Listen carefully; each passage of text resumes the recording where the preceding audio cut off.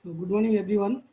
So welcome to welcome to the lecture 13 of Grid and Cloud Computing. So in this lecture, we'll start the module 3 as mentioned in your syllabus. So this module 3 is specifically will discuss about one of the important architecture which is used in cloud, that is called as a service oriented architecture, right? So as the name suggests, service means whenever you ask something in cloud, it is provided as a service, right? So how the services is processed and how the services is provided to the user and how comfortably you can provide the services, okay? How the cloud service provider can provide such services, you can see in this particular chapter. And it is only focusing on the distributed computing. So you know that cloud is a part of distributed computing. It is not specifically for cloud computing. It may be any distributed computing environment. So in this module, we'll discuss, we have 6 lectures. We'll discuss first about the services, what we call as a services, specifically web services, and how a service-oriented architecture look like. Second, we'll discuss about the message-oriented middleware. I mentioned you, between two different parties, there should be a middleware, right? So middleware is just like why you are using middleware. Middleware is, you can say, in order to avoid the complexity of the infrastructure. I don't want to see the complexity of the infrastructure as a user or a client or a organization who require cloud computing. So we need a middleware. So we'll see message-oriented middleware in the second lecture. Third lecture, we'll see about the portals and science gateways. Fifth lecture, we'll see discovery, registry, metadata, and databases. That is very famous protocol is there. That is UDDI that we'll discuss. And the next lecture, we'll see the workflows used in the service-oriented architecture. I'll tell the highlights about these things in the first 2 lectures. Then we will complete other parts in the rest 4 lectures. So there are 2 major service-oriented architecture styles are there. One is, you know that Java also, people are using REST, right? That is called as representational state transfer. Or some people are calling RESTful API, okay? Application programmable interface. Those who are compatible in Java, they may aware of these things. So this is one of the style of a service-oriented architecture. Second one is WS. WS followed by something. It may be WS security, it may be WS standard, or it may be anything. WS services and their possible extensions that we'll discuss. And we'll discuss 2 applications get interfaces, right? Or you can say gateways. One very famous one is called as OGCE, that is called as Open Gateway Computing Environment, and Hub0, right? These are the application interfaces used in service-oriented architecture. We will discuss in today's lecture, right? Or in the subsequent lecture also, we'll discuss about these things.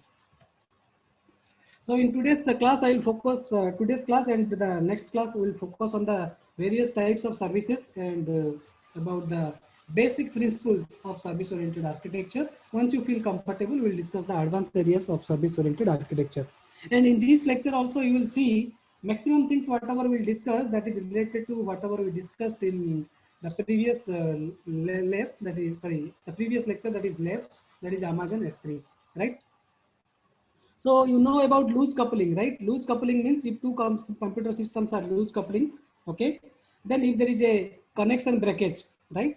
If 2 computers are loosely coupled, okay? If they are loosely coupled, then what happens? If there is a link breakage in between these 2 computer systems, then what will happen? It will not affect to the computer systems. But if it is tightly coupled, then what will happen? One computer's performance or one processor performance will affect to another processor's performance, right? So that is called as a loose coupling. Next is support of heterogeneous implementation. Heterogeneous implementations means irrespective of the API, irrespective of the software, right? Irrespective of the things, you can deploy your applications. That is called as your heterogeneous implementations of various services, okay? And how you can implement these things? By the help of distributed objects. Now you are having a concept, good concept of object. What is object, what is bucket? So we want to create such object distributedly, right? Not any centralized one. It may be created in any region. It may be US West 2 region, it may be US East 2 region, or it may be Asia Pacific region, or it may be in Europe region, right? That is the important part why service oriented architecture will come into picture, right? So the primary goal of SOA is to how to design a software system. We are not going to design a hardware system. We are going for a software system that makes use of services of new or legacy applications through their published or discoverable interface. Okay. Any services you want to access, like you have used Amazon S3, you have used an interface. That is your web browser, right? By using an interface, then only you can access to the cloud, right? Similarly, how we can go for various types of services and how we can design a single software system which can combine various solutions. That is the main goal of service-oriented architecture. Service-oriented architecture aims to make service interoperability extensive and effective. Okay, it should be interoperable, right? So it may be migrated from one to other system. Last class also I told you, suppose you used one cloud service provider. Tomorrow you have decided I am going to use another cloud service provider. So whatever your data, whatever things are there in one cloud service provider, that should be migrated to other cloud service provider without any complexity. So that can be possible by the help of your service-oriented architecture. And SOA also highlights various things, that is loose coupling, right? Published interface and standard communication model. If all the cloud service provider will use the standard communication model, then it is very easy to migrate from one services to another service. Okay. Next, come to World Wide Web, that is WWW consortium, right? That is called as W3C. They define the service-oriented architecture based upon a set of properties, right? First property says that logical view, right? What should be the logical view?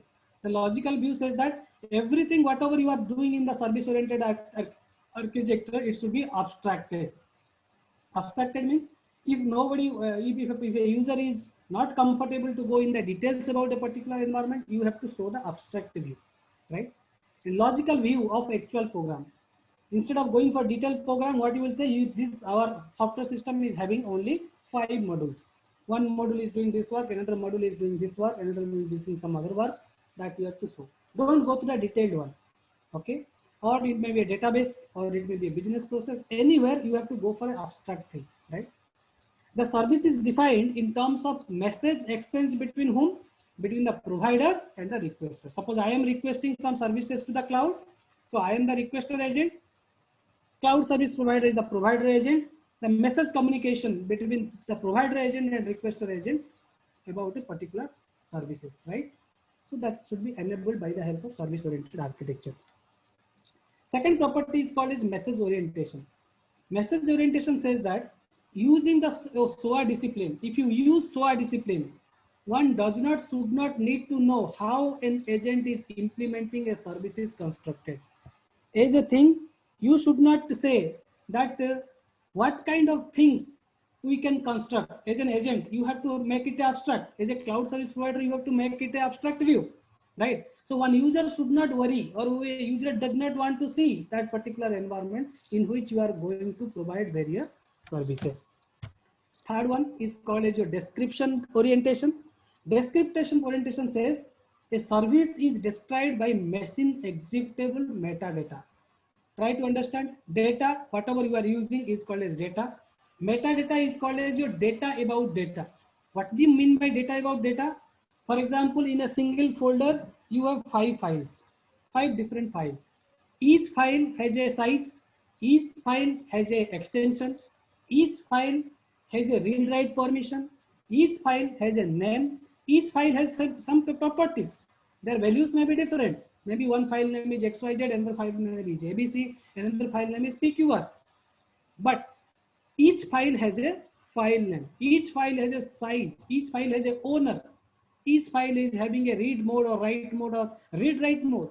So that thing, if you collect, that is called as your metadata.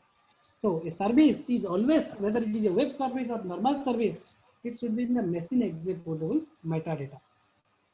Only those details are exposed to the public, right? For example, a user wants to know something about a particular module in the service-oriented architecture. only that details I will show to the public. I will not show any other details. I will show only the details which a user can understand or which the user is interested for. And other things I will not show to the user, right? So only those details are exposed to the public, and those who are important things need to be displayed to the public. That will be only be included in these descriptions. Other things will not be specified in the description, right? And how this description look like? This description also contains several sub properties. First one is called granularity. Granularity says the complexity. Complexity is of two types, as you have already studied in computer organization. One is called fine granularity, another is called as coarse granularity. Fine granularity is more detailed view. Coarse granularity is more abstract view, right? So if you go for fine granularity, storage space required is more, complexity is more, but coarse granularity, the complexity is less, right? So use a small number of operations with relatively large and complex messages, right? The large and complex messages, how you can do some kind of operation, small number of operations into these messages, that is the part of granularity. Next is network orientations. So basically, everything is in the form of a network. So how you can propagate the message from a particular system to another system? Okay, that is called your network orientations. And another is called platform neutrality or neutral. So there is, in SOA, one of the popular language is used, that is called as XML. You may be compatible in XML. That is called as extensive markup language. Is used in service-oriented architecture. So this is an example. So we are using REST, as I mentioned earlier, right? RESTful, right? So the software architecture style for distributed system, everything is in the form of distributed system. All the systems are not present in a single place. Okay. So who gained popularity among the enterprises? Google is using a SOA architecture. Amazon is using SOA architecture. Yahoo, Facebook, Twitter, everyone using your SOA architecture. So how this architecture look like? That before going to that architecture, this is a complete picture. What actually I want to explain you. It is giving the interaction of using REST between a user and a server. For example, a user is present here and a server is present here. Let it be Amazon S3 server. Let it be user is you, right? Or the user who is using Amazon S3. How you have initiated? You have initiated to HTTP. Hypertext transfer protocol, okay, or HTTPS. You have subscribed a particular cloud services. So HTTP REST client, we call it by HTTP REST client. So has initiated the request. So we are requesting to the cloud with some specifications. So this HTTP packet may consist of various things. It may have a post command, it may be a get command, it may be a put command, it may be a delete command. I will come to this commands later while I discuss the Amazon S3 part, right? And REST payload, which may be a HTML, it may use XML, but maximum people are using XML, or it may be a JSON. I also told you about JSON in the previous class. That is policy JSON document you have created in Amazon S3. So once the request is reached to a particular server, the server will reply to that particular client, right? Based upon what kind of things the user want, right? User, what is the user requirement? Based upon that, you can reply to the user's services. So this REST architecture style is based upon 4 basic principles. First one, resource identification through uniform resource identifier. As you have seen, each and every resources available in Amazon S3 is having a unique number. That unique number is called as your uniform resource identifier, that is called as URI. So this RESTful web services exposes a set of resources. It may happen that one user may request multiple resources. As a user, you can request multiple buckets. You can create multiple buckets also. There is no problem. Expose a set of resources which identify the targets of interaction with its client, right? So this web service, that is RESTful web services, creates a set of resources for whom? For a user, that is client, right? What kind of things you can load in that resource? You know very well in the Amazon S3 document you can upload, image you can upload, or any temporal services you can upload to Amazon S3, right? So each resource is identified by a unique name. That unique name is called as your uniform resource identifier, which is nothing but a URL. How you are accessing this zip.png, how you are accessing this sample-file.txt by the help of the URI, which is available in the form of an URL. So this URI can be bookmarked. You can exchange to any other person. That is nothing but the hyperlinks, right? By a hyperlink, you can extend this message, okay, or this URI to other users also. What is the second principle? The second principle says that uniform and constrained interface, right? The interface should be uniform irrespective of the user, right? So interaction with this RESTful web services we are doing by the help of your HTTP standard. You know that is very well, right? Any services you are using in Amazon S3 or Amazon EC2, you are using HTTP standard, right? So these resources are manipulated using a fixed set of 4 hops or operations that we call as by CRUD.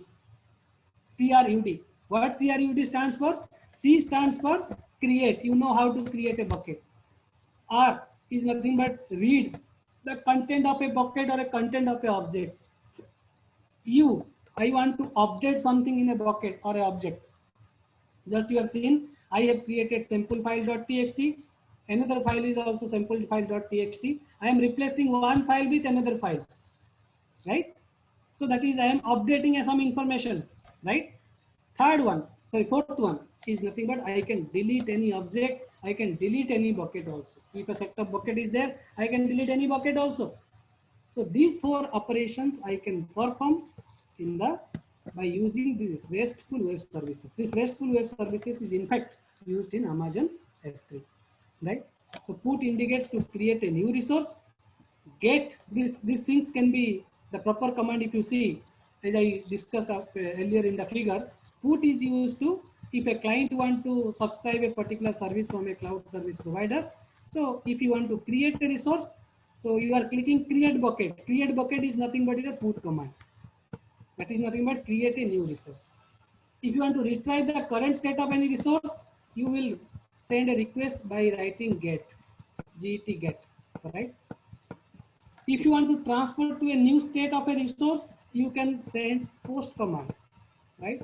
If you want to destroy the resource, you can write delete command, right? So these are the ways in which you can make anything, any modifications or any kind of operations by looking into these particular things. You can apply such operation in Amazon S3 by using RESTful web services. Now, the third one is called as your self-descriptive messages. Self-descriptive message says that resources are decoupled from their representation so that their content can be assessed using a variety of standard formats. It may happen one cloud service provider using HTML, another cloud service provider using XML, another service provider is using, let's say, MIME or plain text or PDF or JSON or JPG. Various cloud service providers uses various types of APIs, okay, various types of standards. So you have to make sure that your RESTful API can be compatible in all the things, so that whatever course is there, it can be transferred to other things, or whatever things you have created in one cloud service provider, it can be moved to another cloud service provider without any problem, right? So here also we are using metadata in self-descriptive language, as I mentioned. So metadata is specially used to cache control, transmission error control. If there is some error is there while you are transferring, so that can be identified. Authentication and authorization.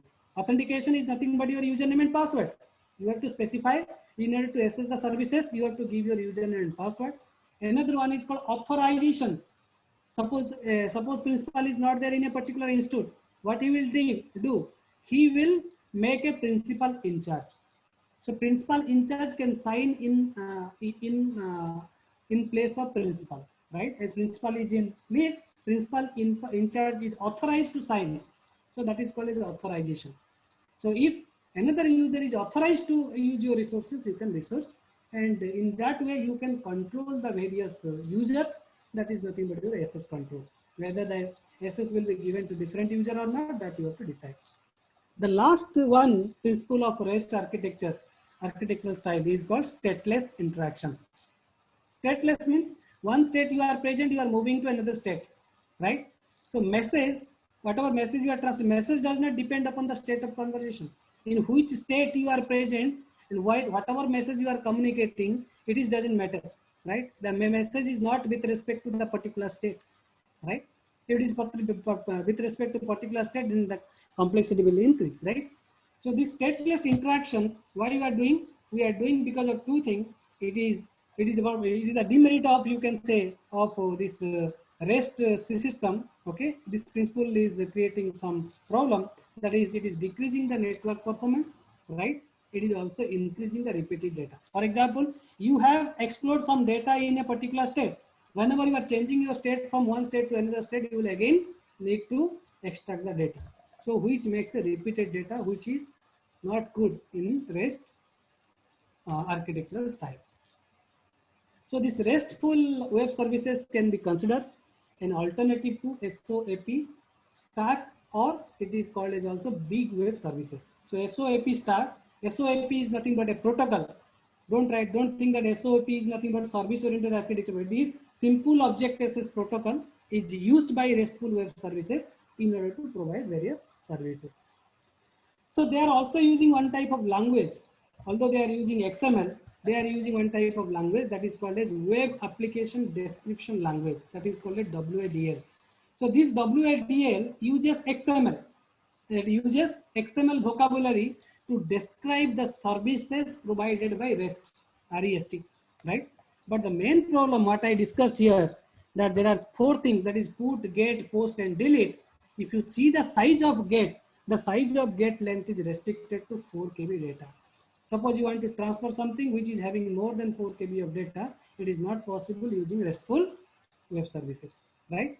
And it is not a standard, right? It is not a standard, it is just web services, right? And another thing is JSR 311, which is also called a JX-RS, which is used in service-oriented architecture, defines a set of Java APIs for the development of RESTful web services, right? In order to develop these particular web services, we are using JSR 311, which also provides a mapping between this URI, each and every object having a URI and resources. In order to map the URI, your object with resources, it provides the mapping in Amazon S3 also, right? So this RESTful web services in Amazon S3 interface contains your object as well as a bucket, and a bucket contains a set of object, right? But each and everything having a key, unique key. That is a unique key. Only one key, only one attribute is there. Only a unique key is assigned so that you can track each and every object or each and every object, a bucket, right? So three types of resources you can see here. A list of user bucket, you can create multiple bucket. A particular bucket, you may point to a particular bucket also, and a particular S3 object which is inside a particular bucket, right? So if you see in the overall sense, it is called as HTTP. You already know that HTTP, then we are using S3, Amazon AWS.com, followed by the name of the bucket, followed by the name of the object. For example, I have created the bucket as Sanjay 506004. My object is shift.png. So this would be the format used in the service-oriented architecture. Okay. So these are the elements used in the REST. A REST element is generally three parts. That is, one is your data element. Data element is resource. Resource is nothing but Amazon resource, right? Your Amazon S3 resources. Each resources is having a URI, unique resource identifier, or URL. That is resource identifier, right? You have a representations. Representation may be in the HTML document, it may be in XML. Representation of metadata. You have seen that what is the last modification date and time is recorded in Amazon S3, right? Resource metadata, right? Various things, resource link, alternates, and everything will be there. And control data. Control data says that if it is modified, then what you will do, right? That is called as your data elements. Similarly, you have connectors. What are the connectors? Connectors means who are connected in this REST architecture. Client is connected, server is connected. In order to compensate the gap between client and server, cache is connected, resolver is connected, and a tunnel is there. in between to client and server in order to provide secure communication between client and server. Third type of REST element is called as component. In that component, you can use original server. You may go for Apache, right? Or you may go for a gateway. Last class I told you a gateway is connected to database server, a gateway is connected to Amazon EC2 instances, a gateway is connected to Salesforce.com, right? And there is proxy one. You can use CRN proxy, Netscape proxy, or Goodlet. You can use. Another is your user agent, right? User agent is nothing but Netscape Navigator or MOM Spider or Linux. Okay, so these things you can use in the REST architecture element. Okay, before going to discussion, let us take a poll because we have not taken any poll today.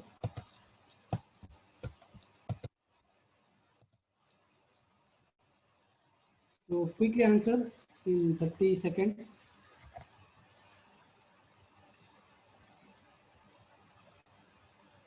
Please read the question while answering.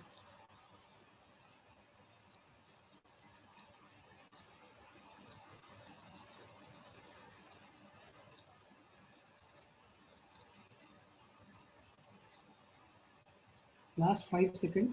3, 2, 1, 0.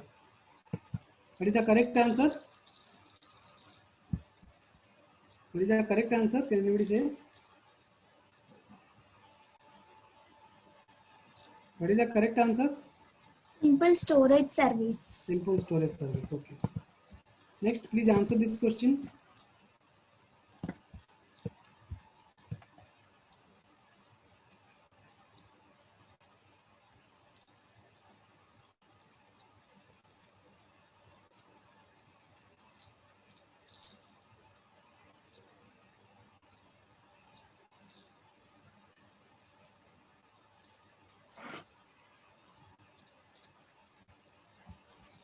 Last 4 seconds. 3, 2, 1, 0. So it is Amazon S3, you know, right? So no need any discussion. Okay. Please answer this poll also.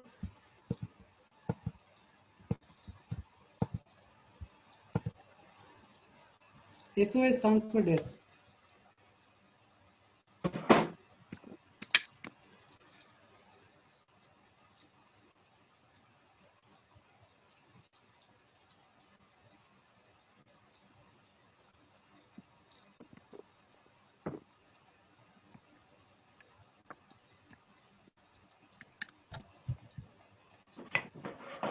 Last 5 seconds. 3, 2, 1, 0.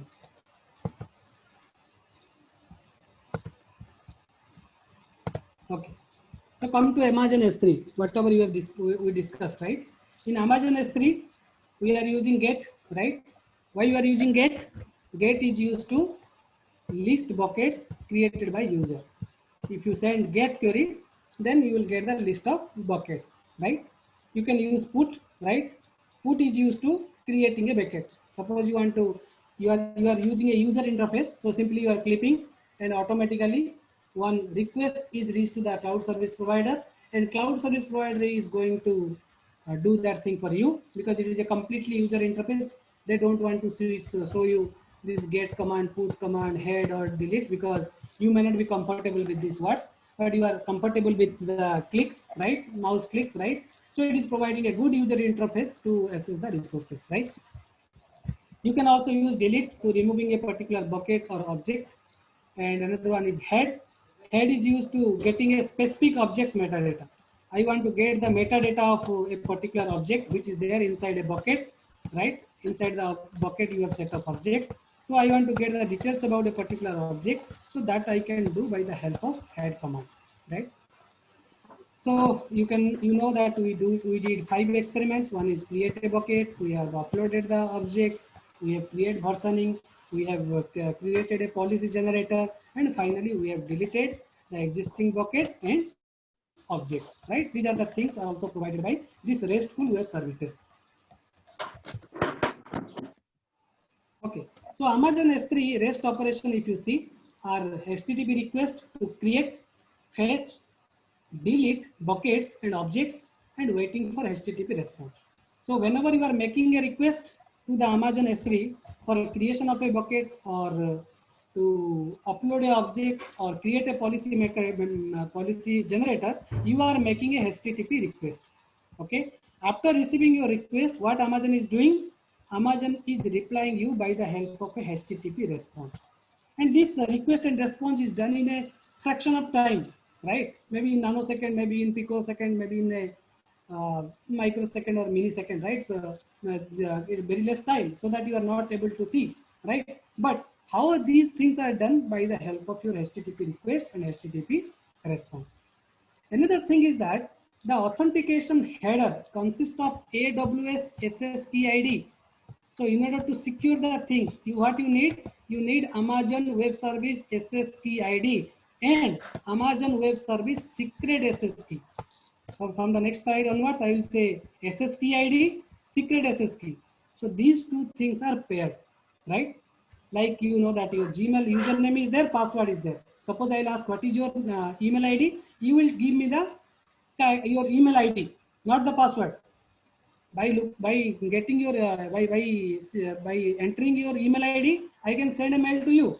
Once I will send a particular mail to you, you can use your secret key, that is your password, to view my mail, what email I have sent to you, right? So these two things, this AWS SSKey ID and secret SSKey is issued by the developer, followed by a signature.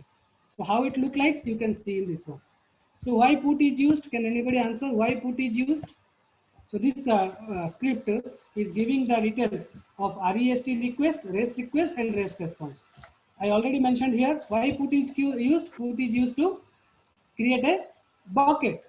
So if you want to create a bucket, what you have to do? You have to make a REST request. So how the request is look like?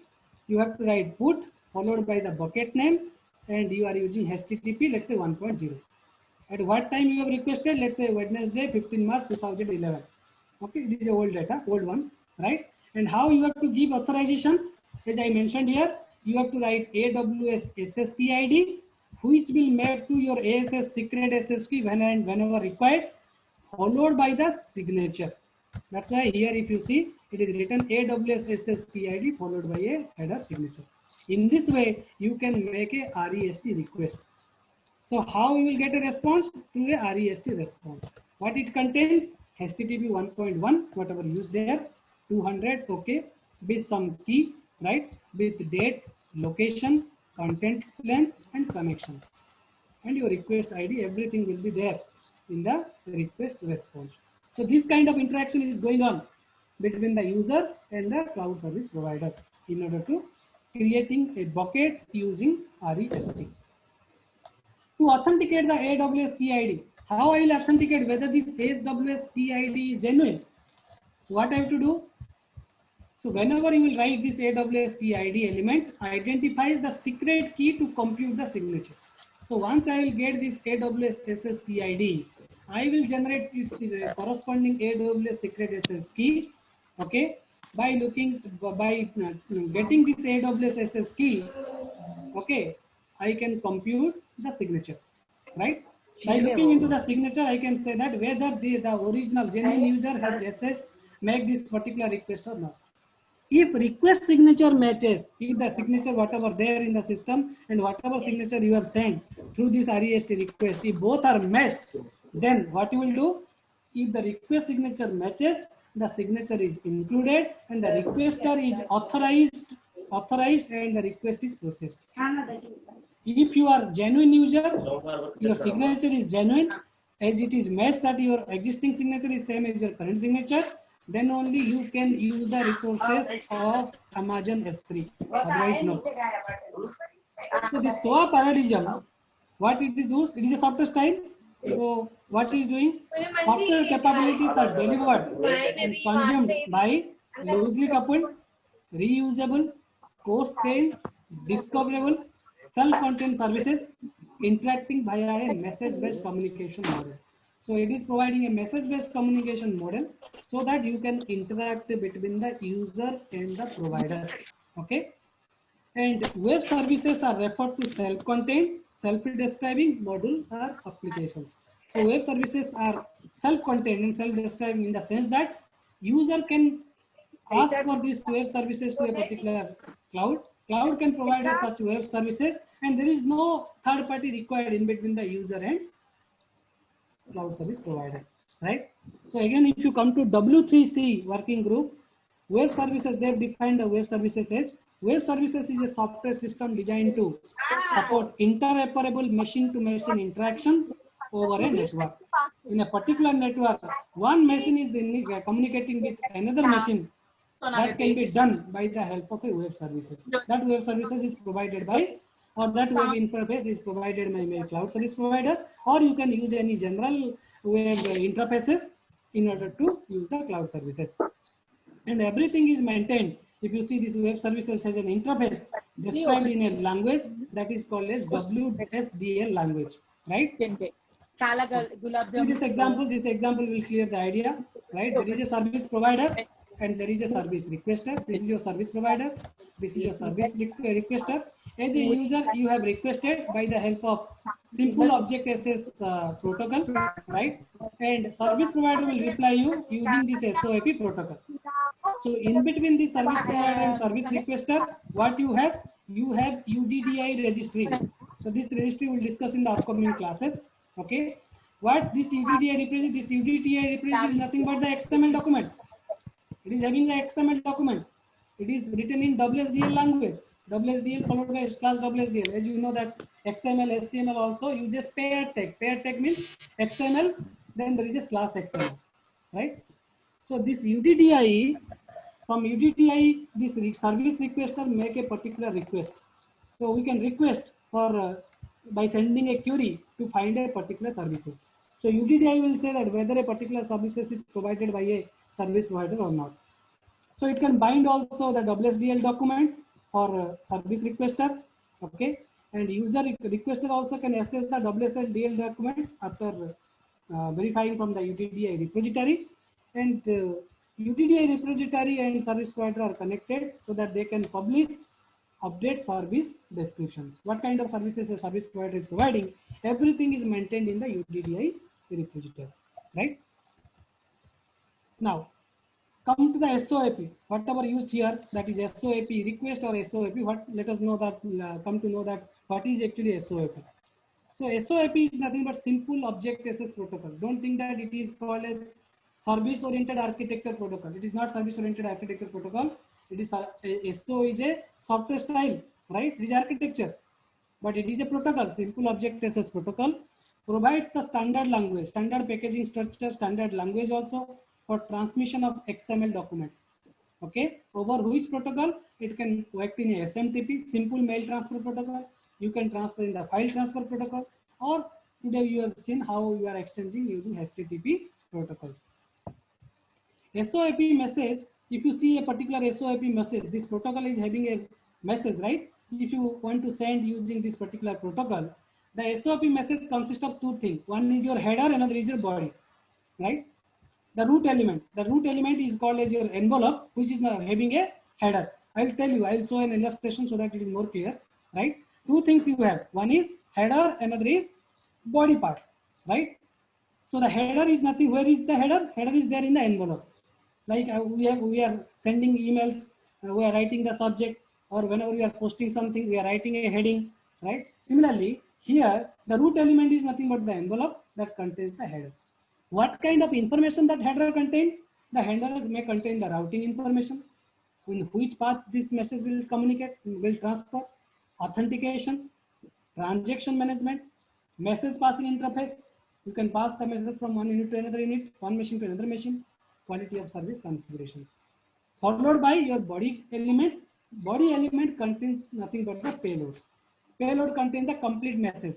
Okay, all the things about the message you have studied in the payload in computer network also, right? In any message format, there is a payload. It may be 48-bit, it may be 64-bit, it may be 32-bit, right? So the content of the payload may be marshaled, may be unmarshaled. Marshaled at what end? Marshaled and sender side. Unmarshaled at what side? Receiver side. Similar to encryption and decryption. Encryption is done by the sender, decryption is done by the receiver. So they are using the WSDL language. In today's web services, people are using WSDL. WSDL stands for Web Service Description Language. right? WSDL, if you go inside WSDL, it is same as your XML, right? It describes the interface and a set of operations supported by a web service in a standard format.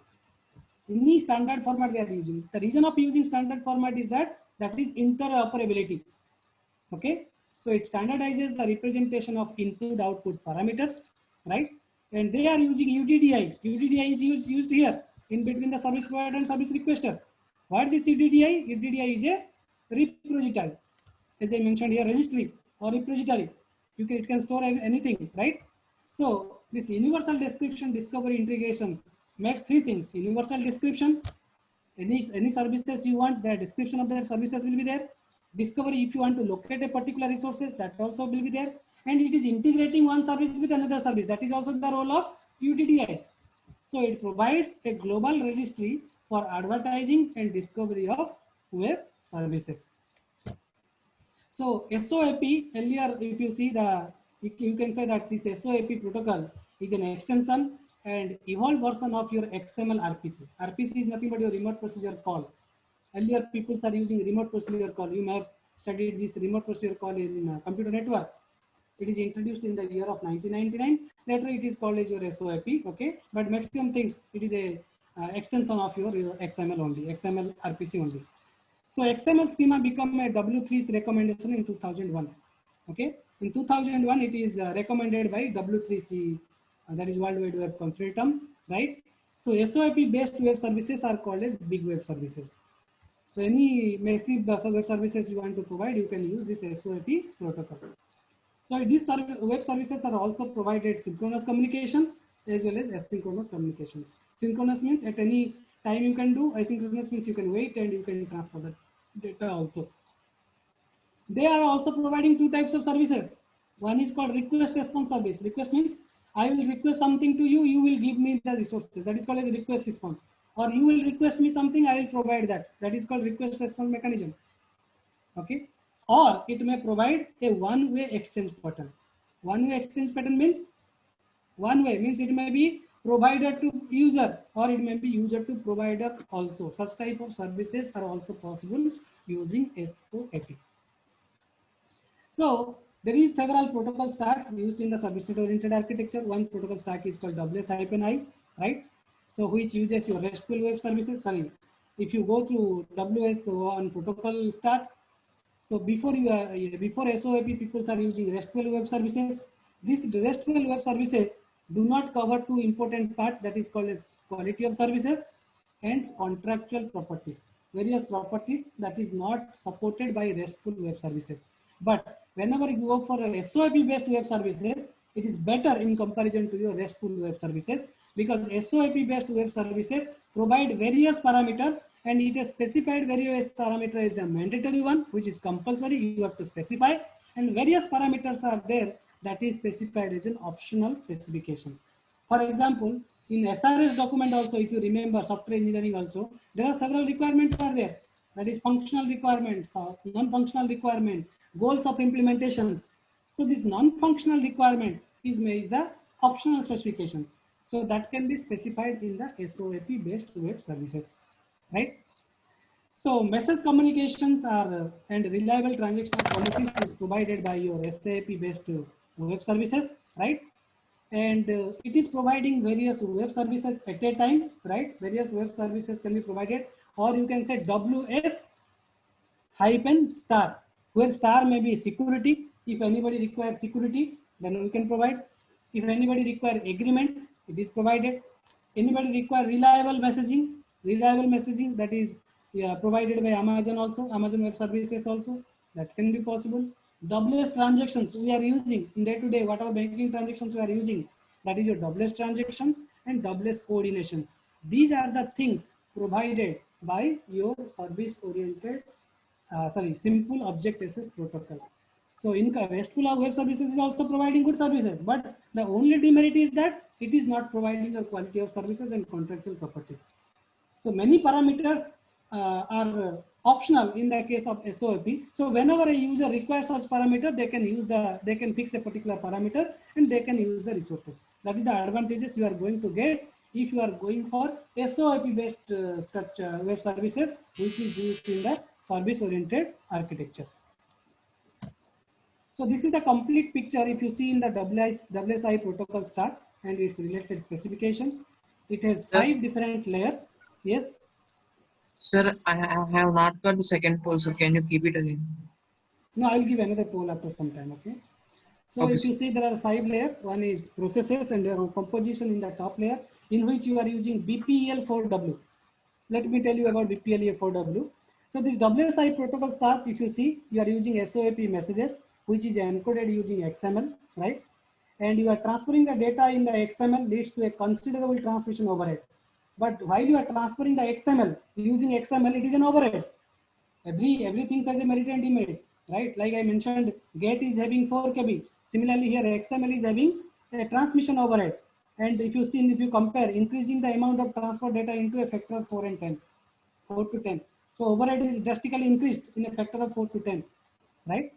So web services can be composed together to make more complex web services and workflow. One web service may be integrated with another web services in order to provide a complex web services. As you can see in the WSI protocol stack, we are using business process execution language for web services. That is called as your BPEL4WS, which is there in the top layer.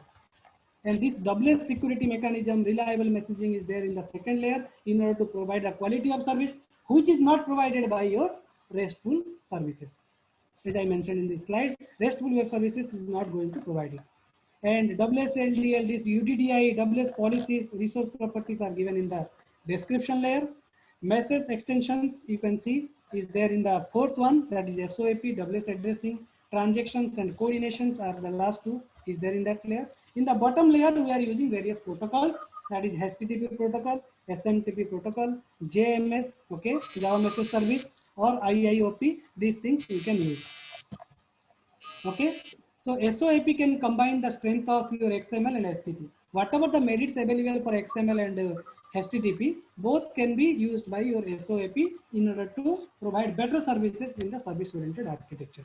So service-oriented architecture also uses one of the important part, but whatever available in grid computing, I will tell you in the module unit 5. They are using one of the important thing architecture that is called as open grid service architecture. So this grid architecture, OGSA, grid services are extension of the web services, and in a new grid middleware. One grid middleware is there, that is a very famous toolkit is there, that is called as Globos toolkit. We'll discuss this Globos toolkit in architecture in the unit 5. The earlier the version of Globos toolkit is 4, later the version is 5 is released. I don't know the latest version, but these things are also can be used in the protocol stack. So this is the SOAP request. You can see I told you there are two parts. One part is your one part is called is your header part. That is nothing but your it is there in the envelope, right? And another is your body part, right? There is two parts overall. One is header, another is body. Header is a part of envelope. So you have to specify these things while you are making a SOAP request. And similarly, whenever you make a request, SOAP response will come. So this request and response is also used by your Amazon S3 whenever you are using your bucket. So it is also containing various things like timestamp. You know, it is specifying some date and some time zone also. Okay, your SSP ID is mentioned. Okay, you have two key. One is your public key, another is your secret key. Your SSP ID is mentioned. Your signature is also required. By looking into your SSID, I can generate your secret key and I can verify your signature, whether you are a genuine user or not. So in this format, if you see more or less, it is a XML one.